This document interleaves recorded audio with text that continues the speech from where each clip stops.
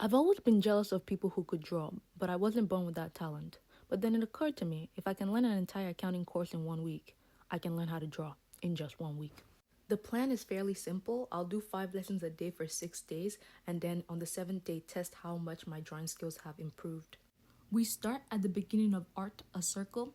I tried to do a still life of a pepper, but I failed and instead drew a picture of an apple.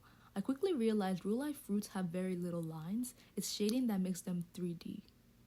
Not knowing how to draw a circle is such a big problem for realism. He said we could trace, but I didn't feel like looking for a circular object, which is why my tennis balls are oval. I gave up on the shape and just focused on realistic shading. We focused on overlapping and distance, and after a while, my pencil got blunt, so I had to sharpen it the old fashioned way. It was pretty late at this time, so I had to invoke some Hannah Montana energy. And yeah, this was everything we drew on the first day. Some of these things you didn't see because I didn't film, but yeah, this was it. I didn't end up doing lesson 5 yesterday, so we picked up from there. I took another attempt at still life, but since it was like a literal square, it was easier to get it right. I'm not sure if drawing with a ruler counts as cheating, but I don't know how to draw a straight line without one, so excuse me if it is.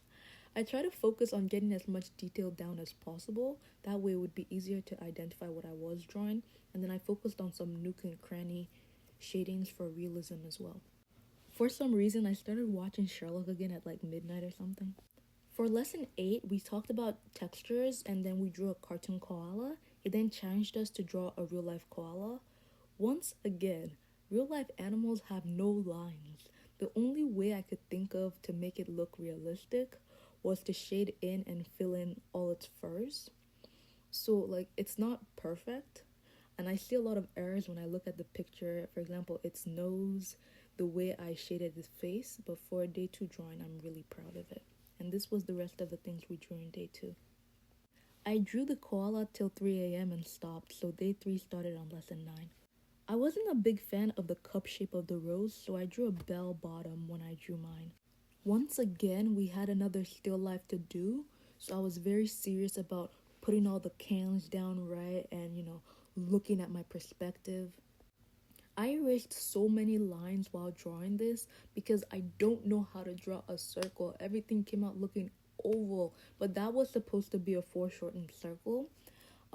I really liked how I drew the beans on the cans though. I feel like I did a good job with that, as well as the little napkin and even like the simple logo. I just feel like it made it seem like more identifiable. And that was really just what I was doing. I was trying to focus on drawing as much detail as I could find. And that's why you see me drawing like a tomato or parts of a tomato and the great value sign. I was trying to make it look real. The shading looks different from the reference photo because I had like 4 different light sources. I got confused. Day 4 was when things started to get a bit weird because I started questioning whether or not I was actually learning how to draw. Like, I started feeling that rather than learning how to draw, I was just copying the lines another artist drew. Like, yes, I drew this house by myself, and yes, I'm shading it by myself, but I drew every line by copying what someone else drew. If it didn't look the exact same or as close to the same as possible, I erased it and I tried it again. It just felt like a harder version of tracing. And yes, I'm aware the sun doesn't match the shadows. I was struggling with these thoughts and these feelings when I first started working on the tulips. Interesting fact, the tulip is my favorite drawing out of the entire book and what I looked forward to drawing the most when I started the book and the challenge. I just think it looks super elegant, even though it's simple. It has very little lines and almost no shading. I just think it looks elegant, and I really, really love the way the flowers curve. They just look so real to me. I did a bouquet this time, and I think it's a massive improvement from the 3 roses I drew the previous day. And then these are just the other things that I drew in day 4. I didn't film them as they're mostly just shapes. On day 5, I tried to just trust the process and not question if I was actually learning. So I focused on drawing this scroll, which I think looks like a Disney character. It's just looks like it has so much personality.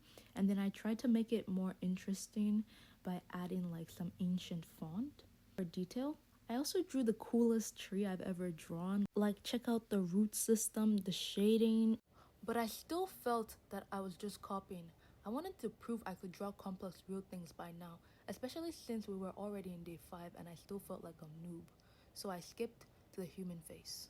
I wanted to see if I could draw a real world complex shape, not something simple like a square or a circle. My recreation was far from perfect, but I tried to really focus on the lines and the shadings that were used to give dimension to the face. Then I went on Google to search for a reference. This position is very common. Once I chose my reference, I stuck her on Canva and I started drawing. This activity showed me just how useful the book was. Sometimes I would try to draw part of the face and it wouldn't come out right, so I would look back at the book and see what lines he used.